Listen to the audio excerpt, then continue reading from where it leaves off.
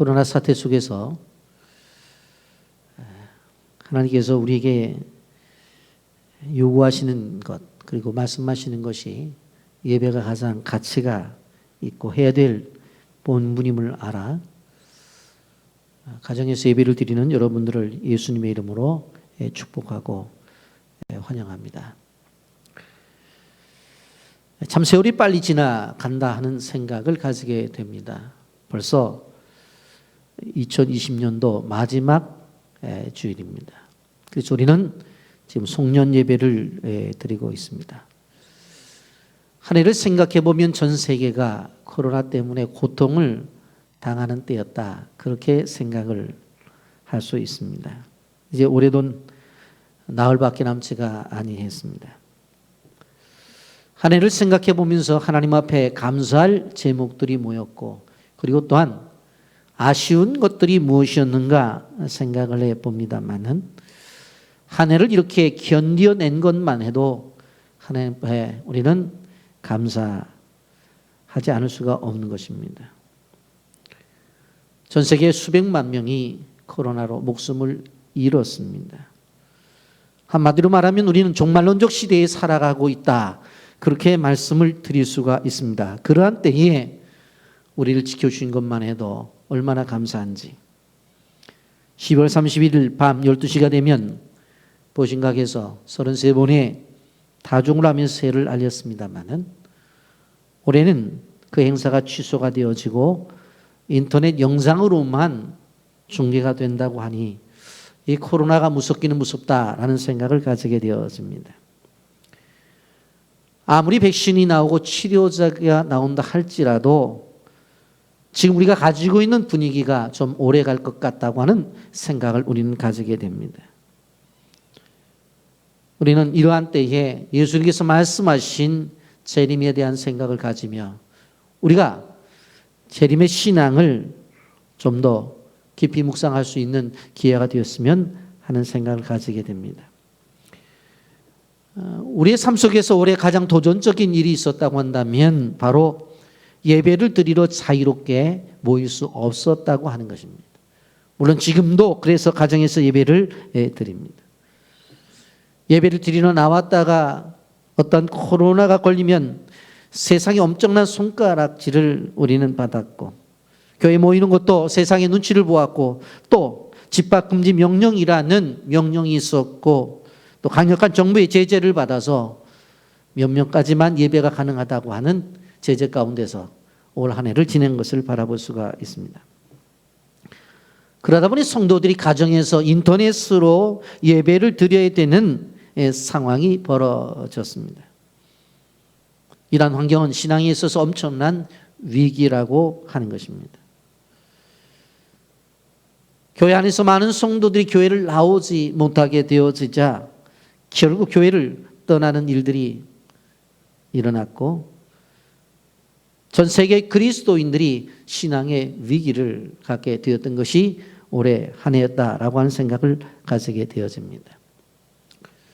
이러한 배경 속에 오늘 송년 예배를 드리면서 오늘 요한복음 강해 27번째 강해를 하면서 오늘 수전절의 예수님에 대해서 오늘 말씀을 좀 나누려고 생각을 하고 있습니다. 여러분 수전절 그러면 우리가 잘 익히 듣지 못했던 그러한 절기인 것을 볼 수가 있습니다.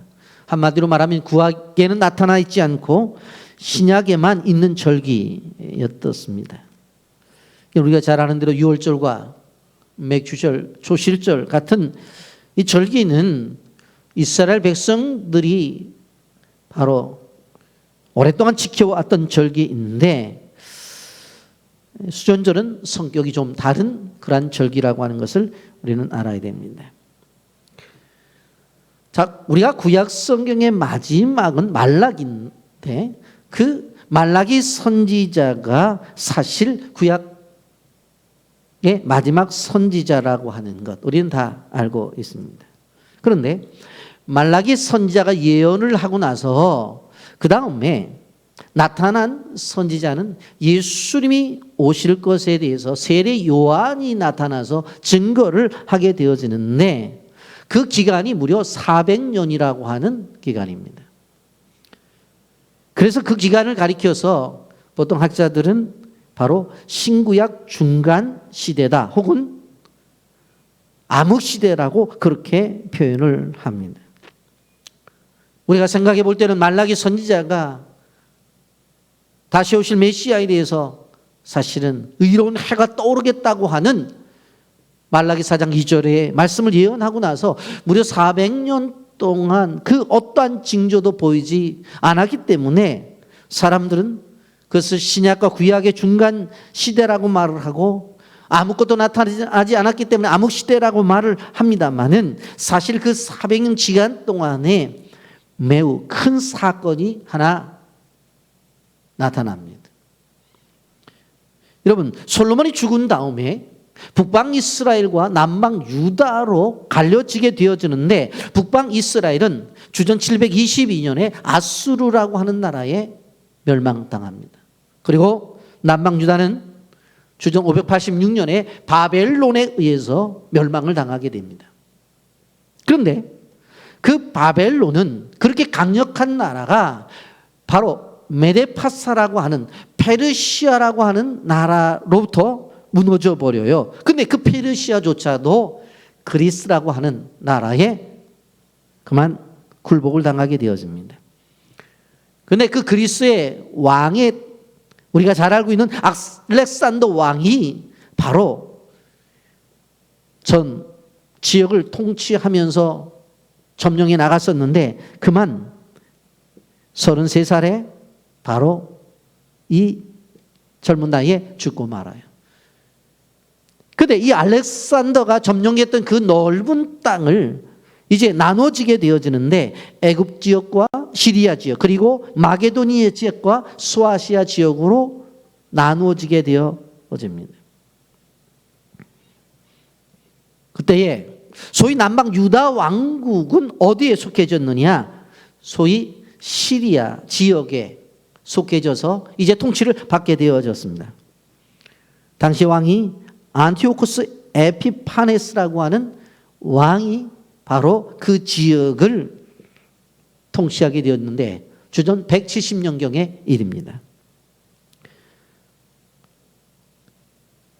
안티오코스 에피파네스는 아주 사악한 왕이었습니다. 지금까지 이방 나라의 왕들이 유대를 침략해서 점령을 했었을 때에 그들이 가지고 있었던 건드리지 않았던 것이 뭐였냐? 바로 그들의 신앙, 하나님을 믿는 유일신을 잘 건드리질 않았어요. 그리고 그들의 문화를 건드리지를 않았어요. 그들의 제사는 제사법도 건드리질 않았어요. 그런데 안티오코스 에피파네스는 침략하자마자 바로 예루살렘에 있는 유대인들 무려 8만 명을 살해해요. 그 얼마나 살벌했겠어요. 그리고 나서 그들이 지금까지 지켜왔던 율법책, 성경책을 다 불살라버려요. 그리고 어린아이가 나면 8일 만에 할례를 받았던 할례를 못하게 하는 거예요. 한마디로 말하면 유대교를 말살하려고 작정을 한 거예요. 근데 무엇보다도 분노하게 만든 것은 뭐냐면 지금까지 하나님 앞에 제사를 드리던 그 성전에 자기들이 믿는 제우스 신상을 갖다 놓고 이방신의 제사를 드리는 거예요. 그리고 그 제사를 드릴 때에 성경에서 제사를 드릴 때 소를 잡든지 아니면 양을 잡든지 아니면 없는 사람 비둘기를 잡아서 제사를 드리라고 했어요. 그런데 그러한 것들의 피가 아니라 유대인들이 가장 경멸하는 돼지 피를 갖고 제사를 드리는 거예요. 그 성전에서. 그리고 유대인들에게 의도적으로 돼지고기를 먹게 했습니다. 여러분, 초대 일본 교회에 후미에라고 하는 것이 있습니다. 여러분, 우리가 일본 기독교 역사를 보면 초대의 일본 기독교 역사는 엄청난 부흥을 일으켰었어요. 그런데 실질적으로 기독교 핍박이 시작되어질 때에 그 기독교인들을 가려내는 방법을 어떻게 했냐면 십자가에 달린 예수님의 그림이나 아니면 목판에 예수님이 십자가를 짊어진 목판 아니면 금속으로 만든 그러한 성화상을 놓고서 그걸 밟고 지나가게 했어요. 근데 예수를 안 믿는 사람들은 자연스럽게 밟고 지나갔겠죠. 넌 예수 안 믿는 사람이구나. 됐다. 근데 예수를 믿는 사람은 갑자기 주춤 되는 거예요. 너 아무래도 교회 다니지 하면서 곤란해. 그리고 실질적으로 그 앞에서 눈물을 흘리면서 나를 위해서 십자가에 죽으신 예수님을 내가 어떻게 밟겠냐고 그런 사람들은 색출해갖고 다 어떻게 했어요? 죽였어요. 그게 후미에라고 하는 바로 그 초대 일본의 예수 믿는 사람을 잡아낸 방법인데, 그래서 정말 초대 일본 교회는 순교자들이 엄청나게 많이 나왔어요. 그런 방법이에요. 쉽게 말하면 오늘 저녁에 삼겹살이다 그래놓고 모아놓고 식사하자고 그래놓고 삼겹살을 먹이는 거예요. 우리 같으면 얼마나 맛있게 먹었겠어요. 그런데 이 사람들은, 유대인들은 돼지고기라고 하면 이거는 저주받은 동물이고, 그리고 저주받은 사람들이 먹는 거예요. 식사를 하자고 해놓고는 어떻게 해요? 오늘은 돼지보쌈이래. 먹이는 거예요. 안 먹으면 색출해내는 거예요. 그래서 죽이는 거예요. 여러분, 이러한 고통 중에, 이러한 학정 중에서 견디지 못한 그런 상황 속에서 마카비 집안의 마카비 형제가 반란을 일으켜서 독립전쟁을 하게 되어지는데, 결국은 그 전쟁에 승리를 해서 예루살렘을 회복하게 됩니다. 안티오쿠스 에피파네스가 이렇게 성전을 더럽힌 지 3년 만에 바로 다시 그 안에 있던 제우스 상을 다 끄집어내버리고 성전을 되찾아서 제사제도가 다시 시작이 되어지는 것입니다. 그렇게 마카비 형제가 쿠데타를 일으켜서 독립운동을 통해서 이렇게 나라를 다시 세워나간 기간이 약 100년 정도가 되는 거예요. 그러니까 그때가 주전 170년경이에요. 그것이 얼마나 귀했겠어요. 얼마나 가치가 있어요. 성경의 역사 속에 나타나 있지만 세계 역사를 보게 되어지면 이 마카비 형제 이야기가 자세하게 기록이 되어 있어요. 그런데 이 성전을 회복한 날을 기념하는 절기가 바로 수전절이에요. 그런데 그것이 신약 성경에 기록이 되어져 있어요. 유대인들이 이것을 지켰어요. 히브리어로 하누카라고 하는데, 하누카라고 하는 것은 깨끗하게 했다는 그런 뜻을 갖고 있어요. 여러분, 지금 유대인들이 사용하는 달력에는 그들은 예수님이 오신 것을 믿지 아니하니까 성탄절에 대한 기록은 없어요. 그런데 하누카에 대한 그들이 쓰는 카렌다에는 정확하게 메모가 되어 있어요. 그리고 우리식으로 말하면 빨간 날로, 쉬는 날로 축제를 지금도 유대인들은 지키고 있는 것입니다. 그 후에 헤롯이 왕이 된 다음에 그 성전을, 스룹바벨 성전을 확대해서 로마 나라에 갔다가 바치게 되는데, 그것을 우리는 바로 헤롯 성전이라고 말을 합니다. 여러분, 이러한 배경 속에서 그 후대 유대인들은 끊임없이 마음속에 가지고 있었던 것이 뭐냐면 성전의 회복이었어요. 그래서 그들의 기도 제목은 마카비와 같은 지도자를 하나님 앞에 달라고 이야기했던 것이에요. 메시아가 필요합니다.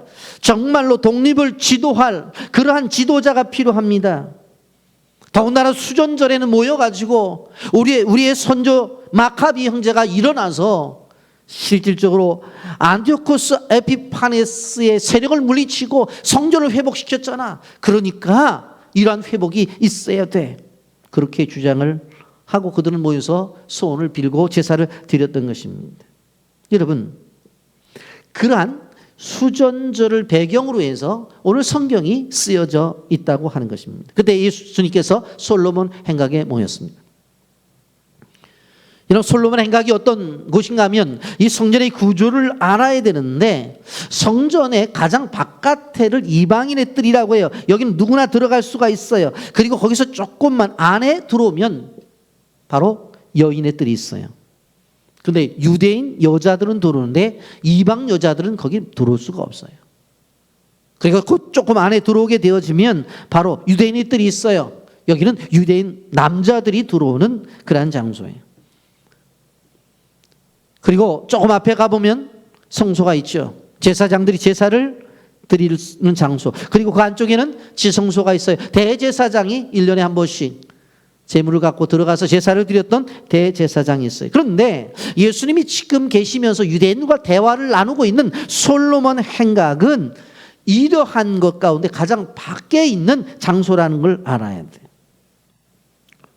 돼요. 그곳에서 지금 예수님이 유대인들과 대화를 하고 있는 거예요. 여러분, 성전이 무엇하는 것입니까? 하나님 앞에 예배하는 것이.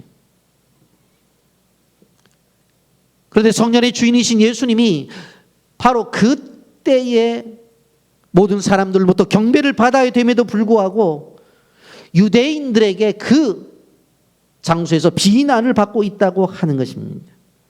요한복음 10장 22절부터 24절입니다. 예루살렘의 수전절이 이르니 때는 겨울이라 예수께서 성전한 솔로몬 행각에서 거니시니 유대인들이 에워싸고 이르되 당신이 언제까지나 우리 마음을 의욕하게 하려 하나이까 그리스도이면 밝히 말씀하소서 하니 그렇게 말씀해요. 유대인들이 예수님을 향한 질문은 아주 간단했어요. 그건 뭐냐면 당신이 메시아가 맞느냐라고 하는 거예요. 우리 자꾸 갈등을 느끼게 하지 말고 빨리 메시아면 메시아라고 대답을 하라고 하는 거예요. 여러분, 당시 이스라엘 사람들 사회 속에는 어떤 이야기가 있었는가 하면 다윗의 후손 가운데에 메시아가 와서 이스라엘을 모든 나라의 가장 뛰어난 나라로 회복시켜 줄 거라고 하는 그러한 말이 전해져 있었어요. 이 수전절에 모인 사람들은 그러한 이야기를 듣고 단지 다른 것이 아니라 마카비와 같은 존재가 나타나서 이 이스라엘이 정치적으로 경제적으로 어려움을 당하고 있을 때 회복을 요구하고 있던 거예요. 그래서 유대인들은 마카비 시대의 재현을 위해서 그들은 끊임없이 기도해 왔어요. 빨리 나타나서 로마의 압제하에 있는 이 로마를 몰아내고 그 다윗의 영광을 좀 회복시켜 달라고 하는 거예요. 마카비 시대의 그 독립이 이루어졌으면 좋겠다라고 하는 거예요. 자기들은 그것 외에 바라는 게 없다고 하는 거예요. 그런데 보니까 예수님은 분명히 능력이 있으셔요. 그런데 자기들이 원하는 쪽으로 능력을 사용하지 아니하시고 다른 쪽으로 계속해서 능력을 사용하시는 거예요. 여러분,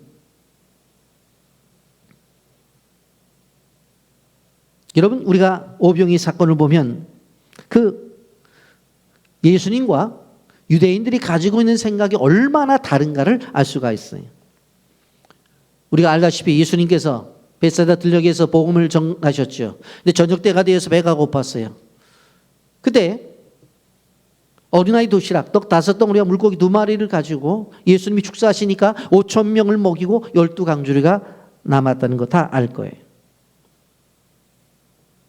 그런데 사람들은 무슨 생각을 해요?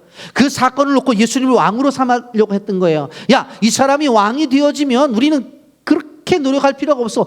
떡 5덩어리와 물고기 2마리를 가지고 5,000명을 먹이고 12강주리를 남기는데 우리가 무슨 사업을 할 필요가 있어. 우리가 직장 생활을 우리가 공부를 그런 거 안 해도 다 먹고 살잖아. 끊임없이 요구했던 경제적 메시아. 그 메시아가 눈앞에 있었던 거예요. 그러면서 그들은 뭐라고 말해요? 옛날 우리 조상들이 광야에서 만나를 먹었다고 했는데 지금 그런 일이 벌어졌구나. 그런 생각을 하는 거예요. 그래서 무슨 생각을 한 거예요? 이스라엘 백성들이 광야를 지나게 되어질 때 아침마다 만나가 내렸잖아요. 그것을 갖다가 떡도 해먹고 맛있는 음식 만들어 먹었잖아요. 그리고 안식일 전날 되면 이틀치를 주었잖아요. 그런데 지금 광야에서 보니까 떡 5덩어리 물고기 2마리로 5,000명을 먹이고 12강주가 남아. 야, 우리 조상들은 광야에서 만나를 먹었는데 우리가 정말 이 시대에 만나를 먹는구나. 그런 생각을 하는 거예요. 이분을 왕으로 모시면 우리 정말 행복하겠다. 그런데 예수님은 뭐라고 말해요? 나는 하늘에서 내려온 생명의 떡이다. 내가 너에게 온 것은 이런 떡을 주려고 온 것이 아니라 생명의 떡을 주려고 왔다는 거예요. 그런데 그 생명의 떡이라고 하는 것은 내 몸을 통해서 주는 것이다. 그렇게 말을 하면서 십자가에 대한 이야기를 하는 거예요. 전혀 다른 거예요. 예수님의 생각과 유대인의 생각들이 다른 거예요. 근데 예수님이 이때쯤에서 뭐라고 말해요? 아무리 이야기를 해도 알아듣지 못하고 아무리 설명해도 이해하지 못하는 그들을 향해서 예수님이 너희들이 이렇게 이야기를 해도 알아듣지 못해? 이렇게 말해도 너희들이 깨닫지 못해? 한 가지, 그 이유는 너희가 내 양이 아니기 때문에 그렇다는 거예요.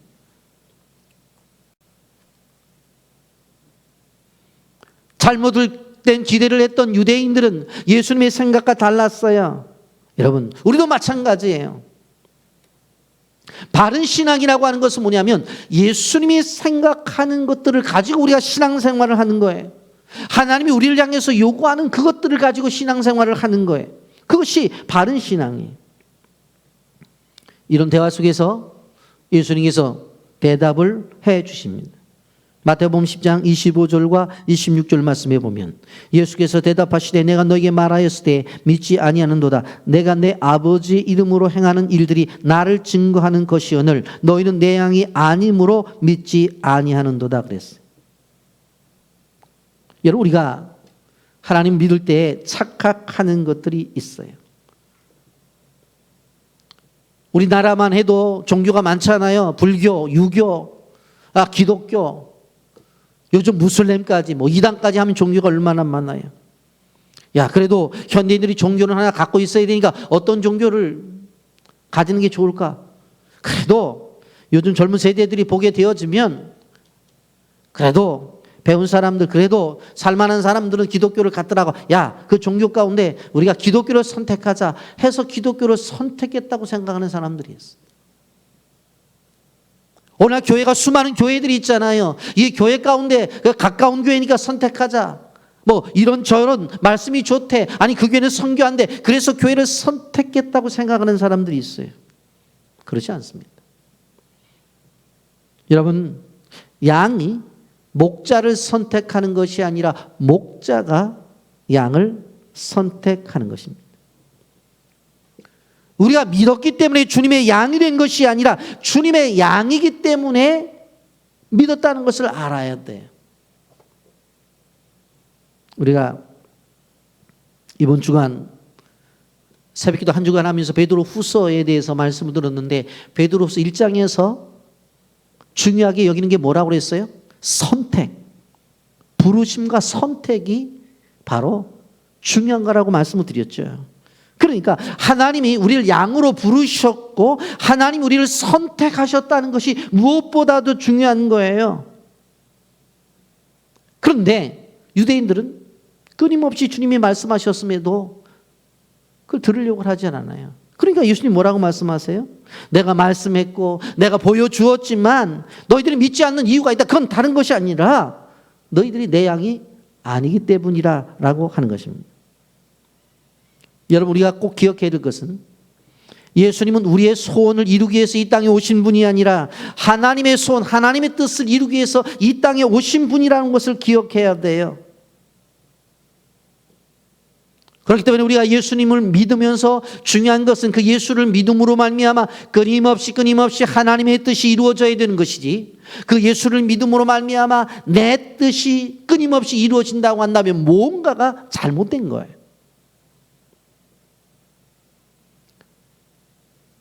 우리가 수전절 절기 가운데 예수님께서 서서 그들과 대화를 하면서 지금 행하고 있는 모습들을 주의 깊게 봐야 돼요.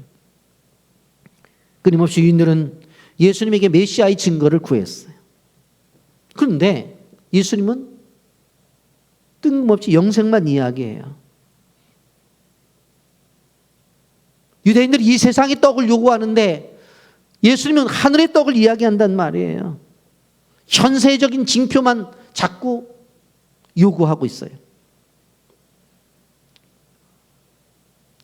그래도 예수님께서 지금은 아니다.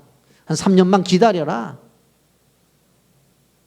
그러면 3년 지난 다음에 내가 로마를 물치는 일들에 있어서 내가 행하겠다. 조금만 기다려다. 그랬으면 수많은 사람들이 열광적으로 모였을 거예요. 그리고 기다리자 그렇게 했을 거예요. 그런데 예수님은 전혀 그런 말씀이 없으셔요. 요한복음 10장 27절과 29절까지 보면 내 양은 내 음성을 들으며 나는 그들을 알며 그들은 나를 따르느니라. 내가 그들에게 영생을 주노니 영원히 멸망하지 아니할 것이요 또 그들을 내 손에서 빼앗을 자가 없느니라. 그들을 주신 내 아버지는 만물보다 크심에 아무도 아버지 손에서 빼앗을 수 없느니라 그랬어.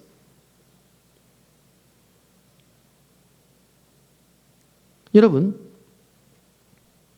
끊임없이 사람들이 요구하는 것을 예수님이 제시하지 않고 사람들이 요구하지 않은 것을 제시하는 것을 바라볼 수가 있어요.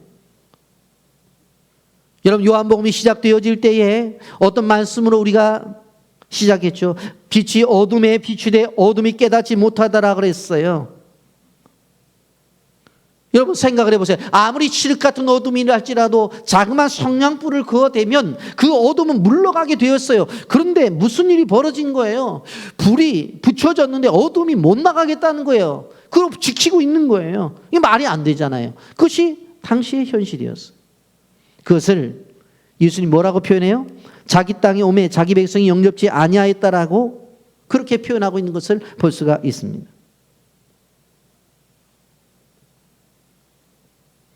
여러분, 이렇게 대화를 하고 이렇게 나가다가 도무지 유대인들이 볼 때 예수님이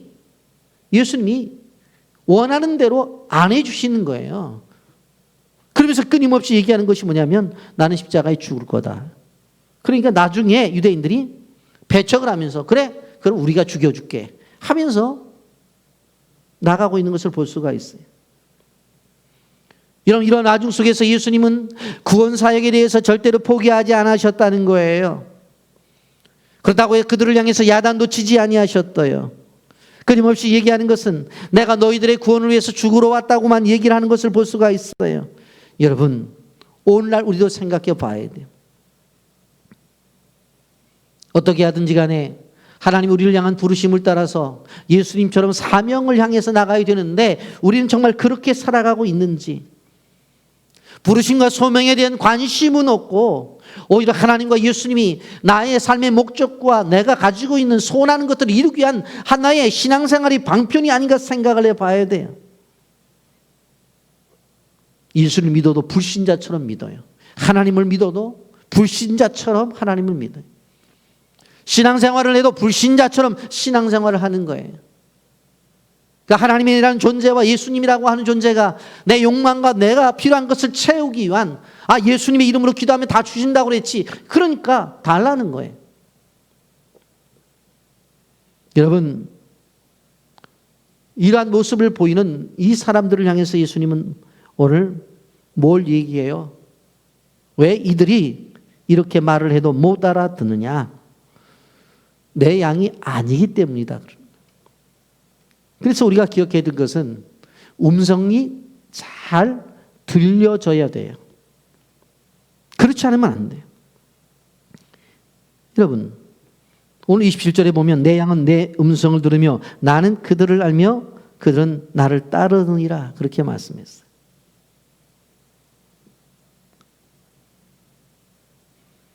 이런 목자와 양의 관계에 있어서 우리가 알아야 되는 것은 양은 천성이 순해서 남을 해칠 줄을 몰라요. 사자나 늑대 같은 경우에는 날카로운 이빨과 발톱이 있지만 양은 그것도 없어요. 날렵하게 움직이지도 못해요.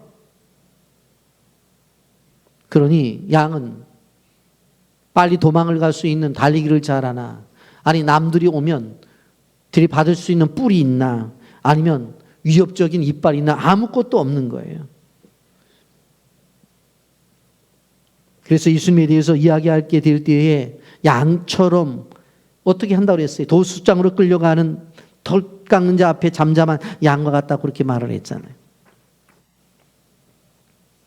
그런데 양에게 있어서 한 가지 중요한 부분은 뭔가 하면 자기 목자의 음성은 잘 알아듣는다고 하는 거예요.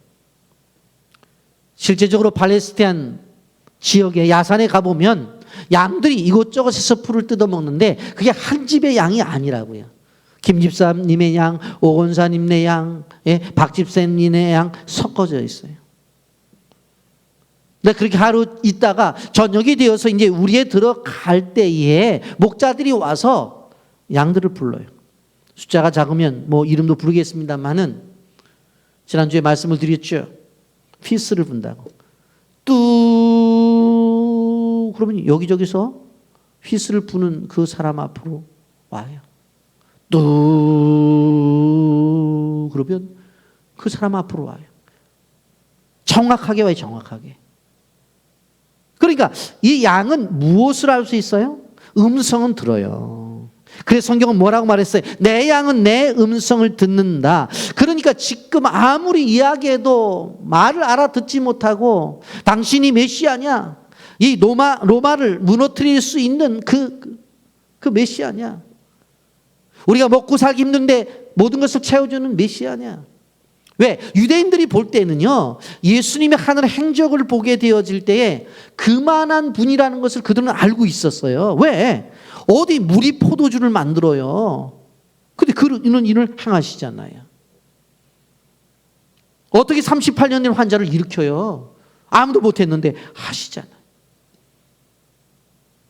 어떻게 떡 5덩어리에 물고기 2마리로 5,000명을 먹이고도 12강주를 남겨요. 그러니까 광야 때의 만나를 생각하면서 우리 선조들이 광야에서 만나를 먹은 것처럼, 야, 우리 광야에서 이렇게 먹을 거 그때보다도 더 맛있는 건데, 아, 빵도 먹고 물고기도 먹고, 그런 생각을 했던 거예요. 그러니까 끊임없이 경제적인 메시아, 정치적인 메시아를 계속 요구를 한 거예요.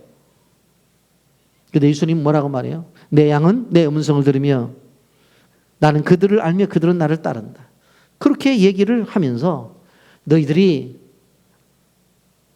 이렇게 끊임없이 나에게 요구하는 것이 나의 방향과 다른 것은 내 양이 아니기 때문에 그렇다는 거예요. 여러분, 우리가 운전을 할 때나 또 잘 모르는 길을 가게 되어질 때에 우리 앞길을 인도하는 인도자가 필요하죠. 특별히 험한 산을 오를 때나 모르는 길을 갈 때는 더욱더 좋은 안내자가 필요하기 때문에 히말라야를 등산하는 사람들은 좋은 안내자를 만날 때에 끝까지 등반할 수 있다고 그렇게 말을 하죠. 예수님은 끊임없이 그들의 삶에 있어서 안내자로서 얘기를 하지만 그들은 들으려고 하지를 않아요. 우리도 인생길을 살아가고 있습니다. 그렇다고 한다면 우리 인생길에 진정한 안내자가 누군가를 생각해 봐야 돼요. 나는 길이요 진리요 생명이라고 말하는 그분이 우리의 안내자라고 하는 것을 우리는 기억해야 돼요. 여러분, 그런데 여기서 한 가지 우리가 정리를 꼭 해야 될 것이 뭐냐면, 이렇게 내 양은 내 목소리를 듣는다고 그렇게 말을 하니까 우리가 생각하는 청각적인 소리로 오해를 할 수가 있어요. 물론 신앙생활을 하다 보면 그런 체험을 가질 수 있어요. 그러나 그것은 보편적인 방법은 아니에요. 인생을 살아가면서 한 번이나 두 번이나 있을까 말까 하고 없는 사람도 많아요. 여러분, 그러면 목자가 양을 향해서 음성을 들려주신다고 하는 방법은 무엇을 이야기하는가? 성령께서 하시는 방법을 이야기하고 있는 거예요. 성령께서 내주하신다고 하는, 성령께서 내 안에 계셔서 끊임없이 우리를 향해 가르치시고 말씀하시는 것이 예수님이 오셔서 말씀해 주는 것과 똑같다는 이야기예요. 동일하다고 하는 거예요. 예수님이 제자들과 함께 계실 때에 보혜사, 즉 옆에 도와주는 자로 계셨잖아요. 그런데 예수님이 죽으셨어요? 부활하시고 승천하셨어요? 제자들은 걱정이 되는 거예요. 지금까지 예수님과 같이 있을 때는 다 해결해 주셨는데 예수님이 이제 하늘나라에 오르시면 어떻게 하시죠? 그때 예수님께서 분명히 말씀하셨어요. 요한복음 14장 26절에 보혜사 곧 아버지께서 내 이름으로 보내실 성령, 그가 너에게 모든 것을 가르치고 내가 너에게 말한 모든 것을 생각나게 하리라. 가르쳐주고 생각나게 할 것이다. 누가? 성령께서. 이것이 예수님의 음성을 듣는 방법이에요. 그래서 이 시대에 성령께 사모하는 것은 바로 그래서 우리가 사모하는 거예요. 성령님이 우리가 이미 배운 말씀을 기억나게 하시고 또 모르는 것을 가르쳐 주시기 때문에 그래요.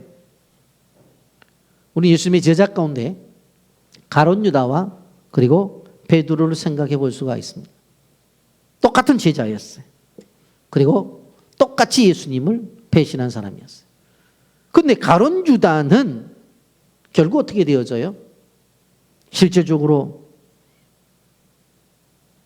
그의 삶이 패망이 되어지고, 그리고 베드로는 기독교 역사 속에서 위대한 인물로 남잖아요. 왜 그랬을까? 요한복음 13장 2절에 보면 마귀가 벌써 가룟 유다의 마음에 예수를 팔려는 생각을 넣었더니 그랬어요. 마귀가 그의 마음속에 예수를 팔려는 생각을 넣었어요. 그것에 지배를 받게 되어지니까 그의 인생이 결국 예수님을 팔고 결국 죽는 그러한 길을 선택하게 된 걸 볼 수가 있어요. 그런데 베드로도 예수님 3번이나 부인했죠. 그런데 마태복음 26장 75절에 보면 이에 베드로가 예수의 말씀에 다 굴기 전에 내가 3번 나를 부인하리라 하심이 생각이 나서 밖에 나가서 심히 통곡하니라고 그랬어요. 실질적으로 가룟 유다도 생각이 들었고 베드로도 생각이 들었어요. 그런데 베드로의 생각은 달라요. 예수님이 이미 말씀하신 것에 대해서 그가 생각을 하니까 이건 잘못됐구나 해서 나가서 그가 울고 하나님 앞에 바른 삶을 살게 된 거예요. 어떻게 생각이 났을까? 누가 하신 거예요? 성령께서 하셨다라고 하는 것입니다. 여러분, 그러므로 우리가 기억해야 될 것이 무엇인가 하면 이러한 하나님의 음성을 듣기 위해서는 끊임없이 영적으로 깨어 있어야 되고 영적인 분별력이 있어야 된다는 것을 우리는 기억해야 돼요. 사단은 끊임없이 우리에게 다른 생각을 집어넣어요. 그러면 이것이 성령께서 주시는 생각인지 사단이 주는 생각인지 어떻게 구별할 수가 있는가? 로마서 8장 6절 말씀은 육신의 생각은 사망이요 영의 생각은 생명과 평안이라고 그랬어요. 사단이 주는 것은 사망이고 하나님이 주시는 생각은 생명과 평안이라고 그랬어요. 하나님 주시는 생각은 마음속에 평안해요. 그러나 사단이 주는 생각은 절대로 평안하지 않아요. 빌립보서 4장 7절 말씀에 뭐라고 말합니까? 그리하면 모든 지각에 뛰어난 하나님의 평강이 그리스도 예수 안에서 너희 마음과 생각을 지키시겠다고 말씀하고 있어요. 여러분, 성령이 주시는 것은 뭐예요? 우리의 마음. 그 속에서 평강이 찾아온다고 분명히 말씀을 하고 있습니다. 그렇다고 한다면 이런 목자의 음성을 듣는 일들을 사실 훈련을 해야 되는데 우리 젊은 대학생들은 여러 가지 방법으로 훈련을 받습니다만은 우리는 제가 한 가지만 말씀을 드리려고 생각해요. 예배를 통해서 훈련을 받는 거예요.